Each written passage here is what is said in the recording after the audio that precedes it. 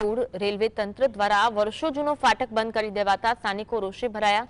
Overbridge બનાવાયા બાદ આ ફાટક બંધ કરાતા હજારો લોકોને લાંબો ચક્રાવો લેવાની ફરજ પડી રહી છે। આ સમસ્યાનું કોઈ નિરાકરણ ન આવતા રોષે ભરાયેલી સ્થાનિક મહિલાઓએ રેલવે ટ્રેક પર બેસી રેલ રોકો આંદોલન કરવાનો પ્રયાસ કર્યો હતો।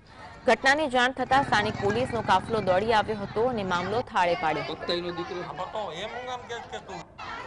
મારે 11 વર્ષથી રહેશે ત્યારે આ ટ્રેનનો આ ફાટક ખુલ્લો હતો। અત્યારે મહિના દિવસથી આ બંધ થઈ ગયું છે।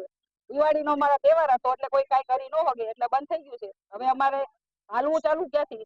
અમારા છોકરા ક્યાંથી હાલે? અમારા ઘરવાળા અમે બધા મધ્યમ વર્ગના માણસો છીએ। આ ગઈઢા માણસ ક્યાંથી હાલે? આ સીડી મેલી છે, તમે એકવાર ચડો ઉતરો ખબર પડે। તમે આ રસ્તો અહીંથી જાઓ વાં સુધી ઉતરો, તમે અમારા નીચે રસ્તો ક્યાં છે? કે છોકરાઓ રેલ ફાટક સાયકલ લઈને ટપીને જાય છે સ્કૂલે, અને કોઈ પણ બુજુર્ગ હોય એ લોકોને પણ આ સીડી ચડી અને કઈ વસ્તુ લઈને અહીં આવી શકતા નથી। રિક્ષાવાળાને તમે કહો એટલે રિક્ષાવાળા એમ કે 100 રૂપિયા, કારણ કે રિક્ષાવાળાને ખબર જ છે કે હવે આ પુલ બંધ થઈ ગયો, હવે આ ફાટક બંધ થઈ ગઈ છે, પુલ ચાલુ થશે તો રાઉન્ડ મારીને પૈસા તો લેવાના જ છે।